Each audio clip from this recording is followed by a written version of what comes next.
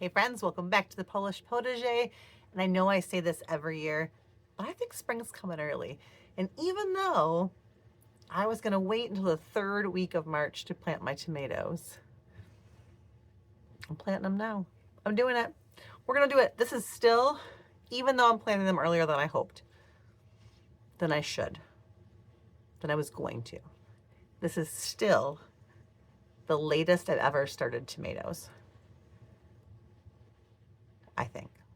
I think. But I'm telling you, we're gonna have cold days still. We might get a little bit of snow here and there, but there's not gonna be any snow sticking on the ground, I don't think, anymore, unless it's some kind of fluke crazy thing in the mid-March. But you can tell when like the snap of the cold is gone. It might get cold for a day or two, but the average highs are starting to creep up already. The ground is starting to thaw out already. It's the first week of March. This is early spring. And I know it's full spring. I'm not going to plant things outside, but it's almost time to go out and start working up the soil and planting spinach and peas outside. And that means I should have tomato seeds in the ground. So this is my new setup now, working much better than the last one. We're going to add a tray of tomatoes. All right, I've got my last of my new birthday trays ready, full of soil. I got all my labels in. I ordered some more labels. These are the kind of labels you can order online. I think I ordered 500 of them for $4 or something. They usually come with these little waterproof markers that say that they're going to stay. They don't. Nothing does. Actually, pencil works the best when you're putting them outside, but most of the time, I don't care about the labels once they get outside. I just want the labels here while they're getting established, and they all look exactly the same. Once they're outside, and I've made a couple of these videos, I can go back and look and see which ones, or I can usually tell by the kind of tomato that's coming which kind it is. So I'll put tags out in the beginning of the year, and if they wear off, it's not a big deal. If it's important to you, Sharpie probably works better than these do. Don't use these things that come with them. You got the whole thing for $4. That's not a quality product. But these little plastic things work great. They're cheap, and I can reuse them over and over again. So this is the fewest tomatoes I've ever sown. It makes me nervous. It shouldn't make me nervous, okay? We do not eat tomatoes. I like tomatoes for sauce and for salsa. And my husband likes tomatoes raw, like on sandwiches and things like that. But my kids and I don't eat raw tomatoes. This will be fine. But I have 1, 2, 3, 4, 5, 6, 7, 8, 9, 10, 12 times 6, 72. I have a 72 cell tray, 72 tomato plants. I will not keep all these. Should they all come up? I'll not keep this. But let me tell you what kind I'm doing. I'm doing 4 different types of tomatoes.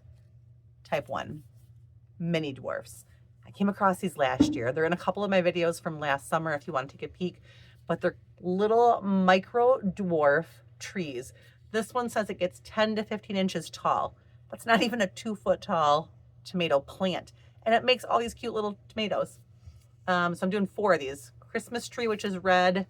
This micro dwarf Avita, that's red. There's this funny yellow one called Fat Frog. I like it a lot. And there's also this one called something I cannot pronounce. So 2 yellow, 2 red, micros, doing those. Then I'm doing cherry tomatoes in different flavors. Black strawberry, it's kind of a purpley red. I've got one called Blue Boar Berry from Blue Boar Farms. That is, as you guess it, like a blue grapey tomato. I've got Super Sweet 100 Hybrid. This is one of the few hybrids that I grow. It's one of the first ones I did. It's from Burpee, and it just makes huge trusses full of red cherry tomatoes. I'm trying this Sweetie. It's another red. It didn't work last year. I'll give it another shot. And then I'm doing Red Robin for a red one. And then 2 of these. This is Sun Gold and Sunrise Bumblebee. All right, and then I'm doing 2 saladette-sized tomatoes. These are not a Roma tomato. They're kind of just like the smaller ones. They're not a 1-biter, they're a 2-biter, okay? And this one called A. Grappoli d'Inverno. This one grew really well for me. I liked it a lot. 4th of July is the other hybrid that I usually grow. It's one of the first ones that I grew. My husband really likes this for salads or for snacks for lunch. So those, And then the big slicer babies. And these are mostly heirlooms. Here's the one exception. This is a hybrid tomato that I got from Seeds and Such called Early Doll that I really liked. It did very, very well for me. It was just a free seed packet that I got, I think. I think so. I don't even think I ordered it.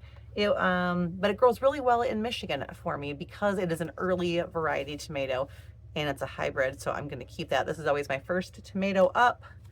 I'm doing this one called Woods Famous Brimmer.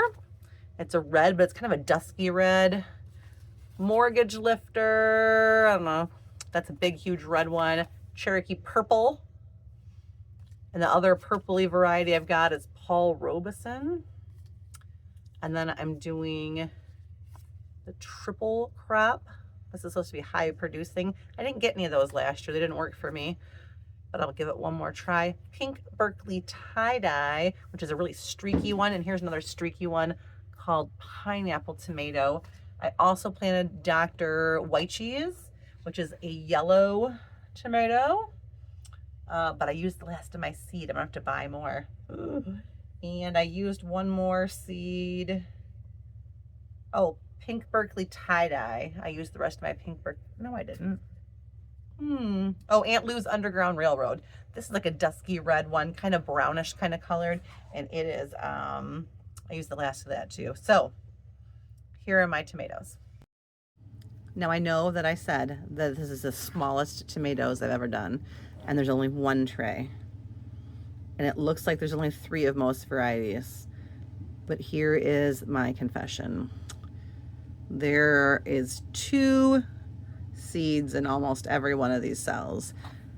And I'm gonna tell you that what you should do is plant 2 and the weaker one cut off at the stem and let the stronger one grow. Here's really what I'm gonna do. I'm really gonna let 2 come up. I'm gonna take one out and I'm gonna transplant it into whatever container I can find because I cannot bear to kill the seedling. And then I'm gonna have 150 tomato plants again. That's what's gonna happen. It's not what should happen, but it is what is going to happen. And they're tucked up here on this rack. Not under the light, I'm not worried about the light, but it's nice and warm up here on this rack. Behind the failed pepper rack. But let me show you, I got that banana pepper back there. And I do have a couple little Pippin's Golden Honeys that pop through. They're the only ones so far that have popped through. They are too fast to be my new seeds. So that does give me a little bit of hope that these pepper seeds might come up. Look at, there's a gypsy pepper coming. Do you see it down there? Ooh, okay. All right, which means that I might have panicked too early and planted all these peppers, remember? So that might mean that I live on about 1/10 of an acre. And then you put my house footprint on there. And I have, what? 1/10 of an acre to plant stuff. And behind me are 150 tomatoes and probably 150 peppers.